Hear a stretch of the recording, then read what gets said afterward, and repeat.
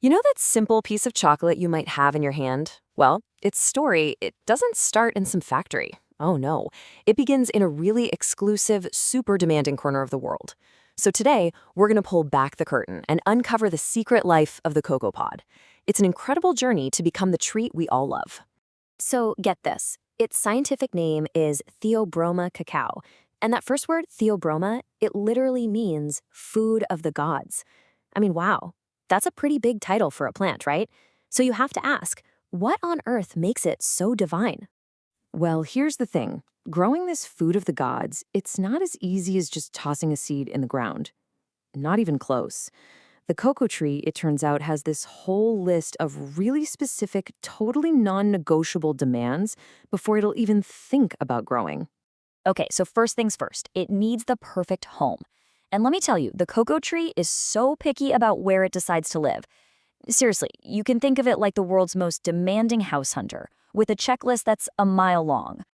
And you know that saying in real estate? For cocoa, it's absolutely true. Location, location, location. It has this incredibly narrow, super specific address on Earth where it's willing to thrive. Anywhere else? No deal.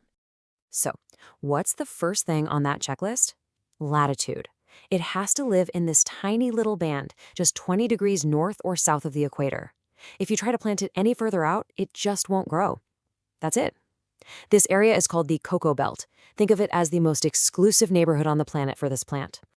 And even inside that fancy neighborhood, it gets pickier. It needs a super cozy, super consistent, average temperature, right around 25 degrees Celsius.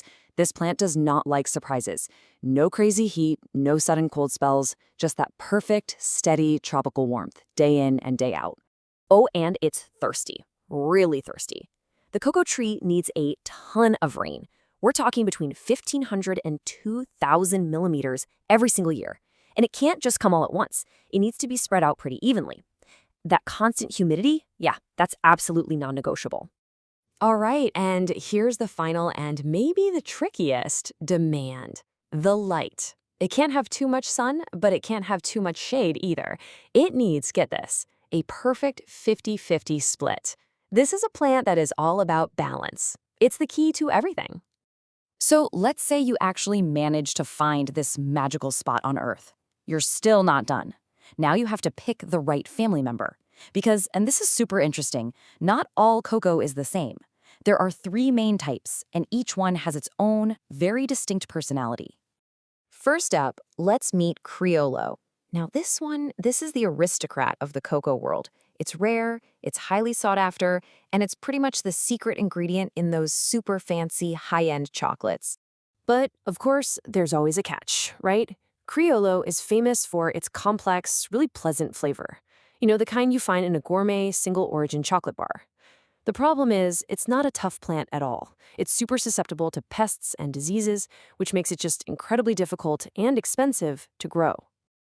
So, yeah, think of Criollo as the delicate connoisseur.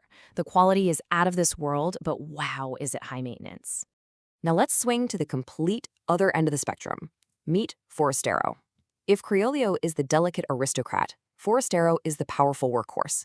This is the engine that drives the entire chocolate industry. I mean, it accounts for almost all the cocoa grown in the world. Why? Because it's way more vigorous, much more tolerant to diseases. It's just a lot easier to grow.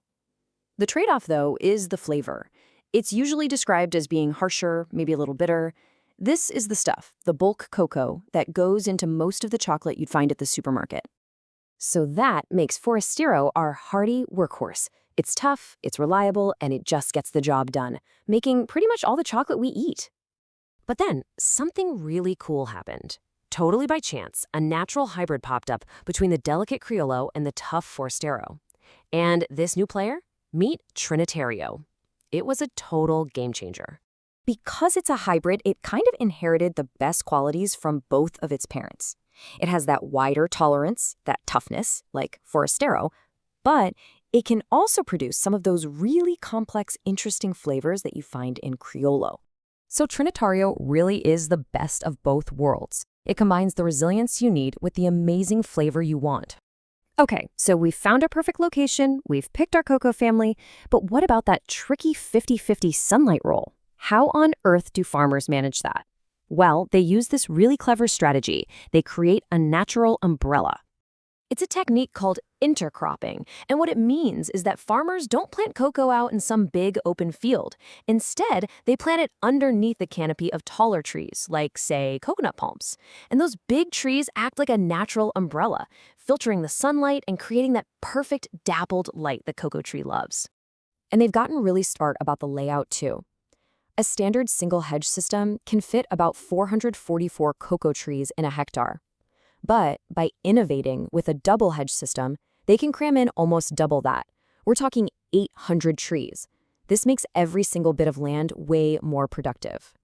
But the work is still not done, even after the tree is in the ground. To get a really healthy, productive tree, well, farmers basically have to become expert barbers. It's all about the art of pruning, or, giving the tree the perfect haircut. And there are three main types of haircut. First, there's formation pruning, when the tree is young, just to shape it so it grows strong and balanced. Then you've got structural pruning, which is all about managing the size of the canopy so it gets the right amount of light and air. And finally, there's sanitary pruning. You can think of this like a regular checkup, just snipping off any dead or diseased branches to keep the whole tree healthy. So when you think about it, from finding that one perfect spot in the world, to picking the right bean family, to giving it a natural sunshade and a lifetime of perfect haircuts, it's just an incredible amount of work and precision, right? All for a single cocoa pod. So the next time you enjoy a piece of chocolate, will you think of the perfect home, the right family, and the careful haircut that made it possible?